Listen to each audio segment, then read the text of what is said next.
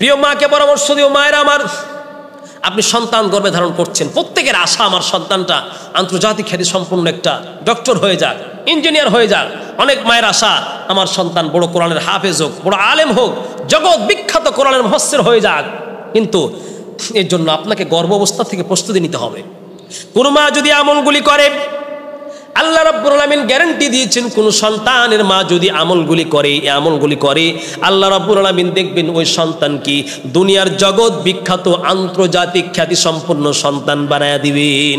এই জন্য মাকে বলবো, মা যদি আপনি চান আপনার ছেলে একবারে FCPS ইন্টারন্যাশনাল ডাক্তার হয়ে যাক, আপনার ছেলে সারা বিশ্বের সামনে মাথা উঁচু করে দাঁড়াক, বিশাল কোরআনের হাফেজ হোক, বড় আলেম হোক, ইঞ্জিনিয়ার হোক, ডক্টর হোক, সচিব হোক, আপনার ছেলে যদি আপনি চান ন্যায় পথের প্রতীক হোক, তাহলে গর্ভধারণ থেকে আপনি আমল করুন। কি আমল? হযরত ইব্রাহিম আলাইহিস সালামের আমলটা স্মরণ করুন। ইব্রাহিম আলাইহিস সালাম বার্ধক্যের চূড়ান্ত পর্যায়ে পৌঁছে গিয়া ইব্রাহিম পয়গম্বর সন্তান পেলেন। মা হাজরা আলাইহিস সালামের গর্ভে সন্তান পাবে সংবাদ পেয়েছেন। তিনি কি দোয়া করেছিলেন আল্লাহ বলেন? আমার পয়গম্বর ইব্রাহিম দোয়া করেছিলেন, রব্বি হাবলি মিনাস সালিহিন ফাবাশশারনাহু বিগুলামিন হালিম। ইব্রাহিম পয়গম্বর আল্লাহর কাছে দোয়া করলেন, রব্বুল আলামিন রব্বি হাবলি মিনাস সালিহিন, আল্লাহ গো আপনি আমাকে একটা সঠিক সৎ সন্তান দাও, যে সন্তান আমার পরে নবী হবে, এটা তার বাসনা ছিল। তাহলে কি দোয়া ইব্রাহিম নবী দোয়া করলেন? রব্বি হাবলি মিনাস সালিহিন, হে আল্লাহ আপনি আমাকে সৎ সন্তান দান করুন। আবারও বলছি, ও মা গর্ভ ধারণ করে আপনি এই দোয়া পড়ুন, রব্বি হাবলি মিনাস সালিহিন, হে আল্লাহ আপনি আমাকে সৎ সন্তান দেন। দোয়া করেছিলেন ইব্রাহিম।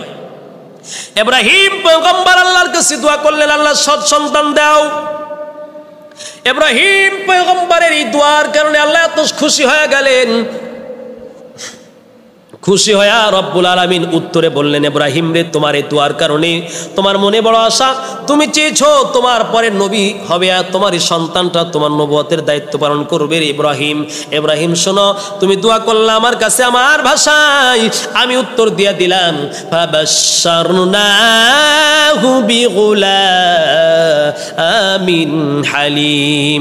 আল্লাহ বললেন, ইব্রাহিম তুমি দোয়া করলে আমার কাছে, আমি আল্লাহ বড় খুশি হয়ে গেলাম। তোমার দোয়াটা শুনলাম রে ইব্রাহিম, তোমার দোয়া শুনে আমি সুসংবাদ দিয়ে দিলাম, তোমার গর্ভে এমন সন্তান হবে রে, ধৈর্যশীল সন্তান, তোমার পরেও তোমার এই সন্তানটা বড় একজন নবী হবে। নবী, সুবহানাল্লাহ, আরে নবী, কত বড় নবী একজন।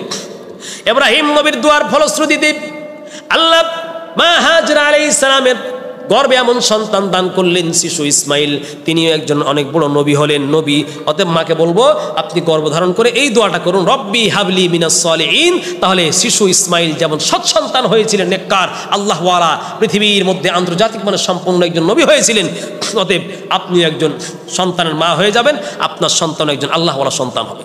নম্বর 2, আপনি পেটের সন্তান নিয়ে আপনার সন্তানকে আল্লাহর রাস্তায় মান্নত করুন। বলেন যে আমি আল্লাহর রাস্তার পথিক বানাবো। ওই ধান্দাবাজি বানায়েন না যে আমার ছেলে আমাকে টাকা ইনকাম করে খাওয়াবে। আপনি নিয়োগ করেন, আল্লাহ আমার পেটে যে সন্তান আছে আমি তোমার পথে ছেড়ে দিলাম, তোমার পথের পথিক হবে আমার সন্তানটা। দেখবেন সন্তান কত বড় আল্লাহওয়ালা হয়। হযরতে মারিয়াম আলাইহিস সালামের আম্মা, মারিয়াম আলাইহিস সালামের বাবা হযরতে ইমরান আলাইহিস সালাম দোয়া করলেন। ইব্রাহিম, মারিয়াম আলাইহিস সালামের বাবা ইমরান আলাইহিস সালাম দোয়া করলেন, রব্বুল আলামিন আমার পেটের যদি একজন সন্তান হয়, আমি সন্তানটাকে নিয়ে আমি তোমার রাস্তায় দিয়ে দিলাম। মারিয়াম, হযরত ইমরান আলাইহিস সালাম ইন্তেকাল করলেন। ইমরান আলাইহিস সালামের স্ত্রী হান্না, অর্থাৎ মারিয়াম আলাইহিস সালামের মায়ের নাম হলো হান্না, যেটা তাফসিরে জালালাইনের মধ্যে উল্লেখ করা হয়েছে। এই মারিয়ামের মা কোন মারিয়াম? জগৎ বিখ্যাত হয়েছিলেন মারিয়াম সারা পৃথিবী থেকে শুনে। এই মারিয়াম আলাইহিস সালামের মা হান্না এমন বড় আমল করলেন। কি আমল করলেন?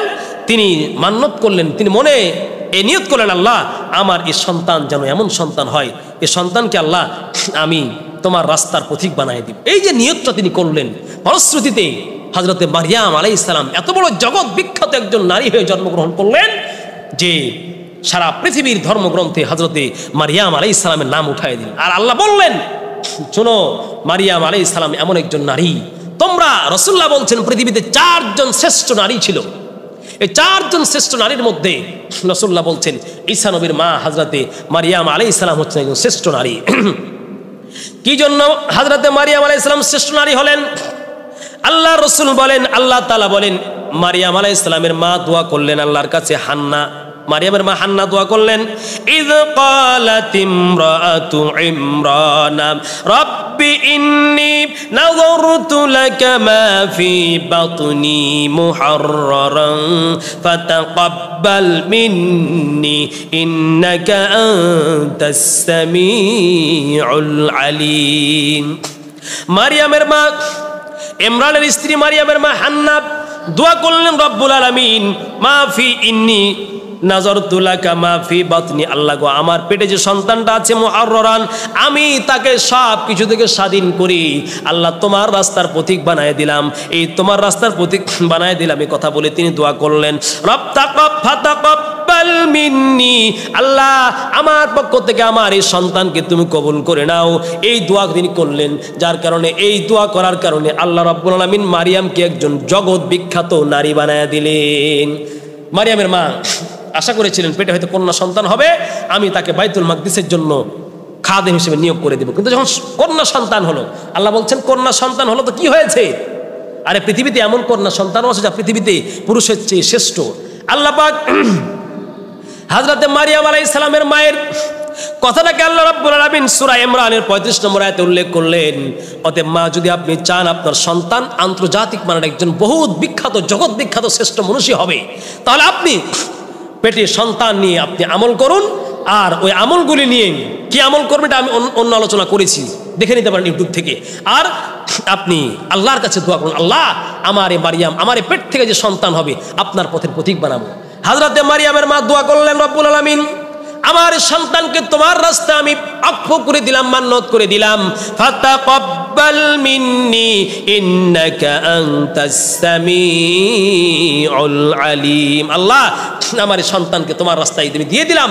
ফলশ্রুতিতে হযরতে মারিয়াম আলাইহিস সালাম জগৎ বিখ্যাত একজন আল্লাহর ওলি হয়েছিলেন। সুবহানাল্লাহ। অতএব মাকে বলবো, যদি আপনি চান যে আপনার সন্তান প্রতিষ্ঠিত হোক, তাহলে আপনি গর্ভধারণ করা অবস্থায় দোয়াগুলি করুন।